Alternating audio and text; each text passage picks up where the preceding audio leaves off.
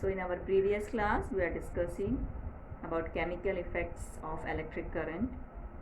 In that we have discussed about good conductors and poor conductors of electricity, and we have learned that liquids also conduct electricity. So which all liquids conduct electricity? Yes, tap water, lemon juice, salt water, etc. And some liquids do not conduct electricity. We have also seen that magnetic needle shows deflection when electricity passes through them. Do you know electric current also shows some chemical effects on the solution? So let us find out with the help of an activity.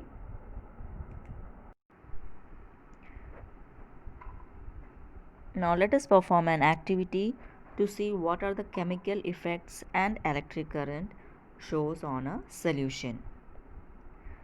Take out carbon rods carefully from 2 discarded cells. Clean their metal caps with sandpaper. Wrap copper wires around the metal cap of the carbon rods and join them to a battery. We call these 2 rods as electrodes. Pour a cup full of water in a glass or plastic bowl. Add a teaspoonful of salt or a few drops of lemon juice to water to make it more conducting. Now immerse 2 carbon rods in the solution. These carbon rods are electrodes. One of the electrode is connected to positive terminal of the battery, whereas the other is connected to the negative terminal of the battery. Let us leave the apparatus undisturbed for about 3 to 4 minutes. And let the electricity pass through the liquids. We can see that the bubbles of a gas formed on the electrodes. As you can see here, this bubble indicates there are some gas evolving from the solution. Which gas has been evolved here? Through some experiment we found that the gases evolved are hydrogen and oxygen. So that means that this water is converted into hydrogen and oxygen. That means water has undergone a chemical change. What is a chemical change? Yes, we have already studied in class 7th. It means that a substance converted into an entirely new substance. So here water has converted into new substance, that is hydrogen and oxygen. So this was due to electric current that we passed through the water. So this tells us that electric current have a chemical effect on the solution that passes through. This is also called as electrolysis of water. Now we've seen that passage of an electric current through conducting solution may causes chemical changes. That is caused because of chemical reactions happening with the solution. Now the changes we saw was bubbles. In some cases we see color change of solution. But we can also see deposits of metals on electrodes. So this is what we called chemical effects of electric current. You know, it was done by the first time by a British chemist. In 1800, a British chemist, William Nicholson, had shown that if electrodes were immersed in water and a current was passed, bubbles of oxygen and hydrogen were produced. Oxygen bubbles formed on the electrode connected to the positive terminal of the battery, and hydrogen bubbles formed on the other electrode.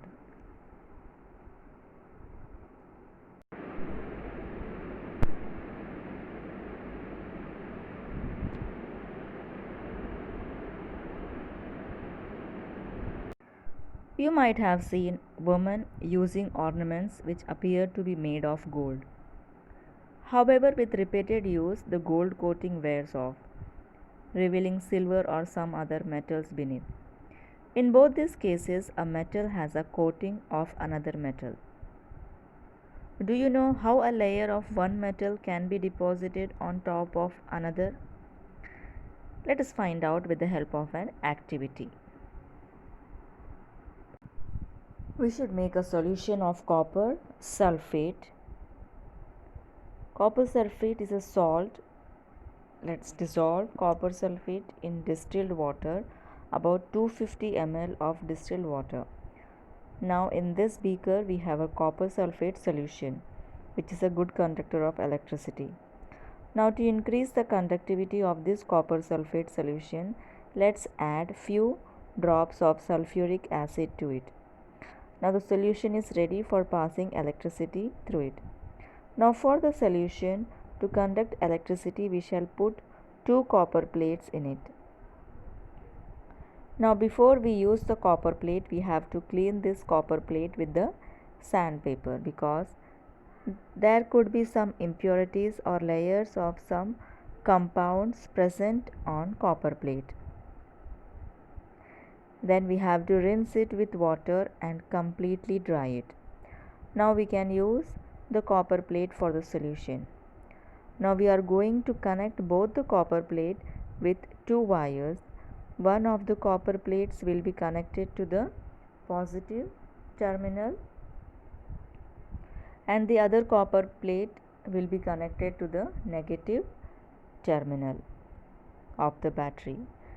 Now leave this apparatus for 15 to 20 minutes and let's allow the electricity to pass through the solution. Now it's the time to take out the copper plate from the solution. Do you see the change in size of both the copper plates? Yes, the copper plate that was connected to positive terminal of the battery has become thin,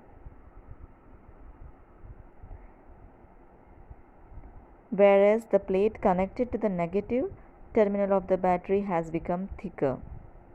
What must have happened when the electric current was flowing through the solution, due to which the size of the copper plate has completely changed?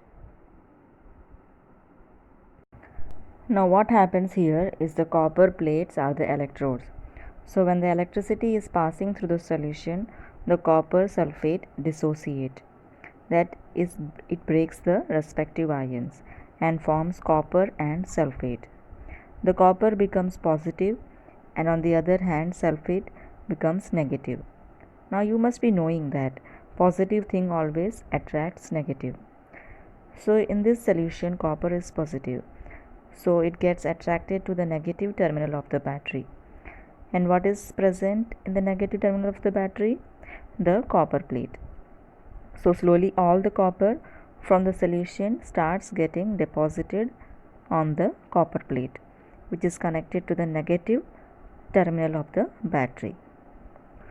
But what about loss of copper from the solution? Well, the copper from the solution is taken care by the other electrode. The electrode is nothing but the copper plate, which is connected to the positive terminal of the battery. Now from this copper plate, the copper starts dissolving in the solution. Thus the loss of copper is restored and process keeps on going. Now how can we define electroplating? The process of depositing a layer of any desired metal on another material by means of electricity is called electroplating. Electroplating is a very useful process. It is widely used in industries for coating metal objects with a thin layer of different metal. For example, chromium plating is done on many objects such as car parts, bath taps, kitchen gas, bicycle, wheel rims, etc. Chromium has a shiny appearance. It resists scratches. However, chromium is expensive and it may not be economical to make the whole object out of chromium. Jewelry makers electroplate silver and gold on less expensive metals. These ornaments have the appearance of silver or gold but are much less expensive. Tin cans used for storing food are made by electroplating tin. Tin is less reactive than iron. Thus, food does not come into contact with iron and is protected from getting spoiled. Iron is used in bridges and automobiles. However, iron tends to corrode and rust, so a coating of zinc is deposited on iron to protect it from corrosion and formation of rust. So, we have discussed about chemical effects of electric current and electroplating. So children, our chapter is over. I have attached the URL video and notes, and I have attached the extra notes also. So all of you copy the notes in your notebook, and there will be a test paper, as you know. So all of you please attend the test paper and post it. Okay, see you in the next class. Till then, take care. Bye.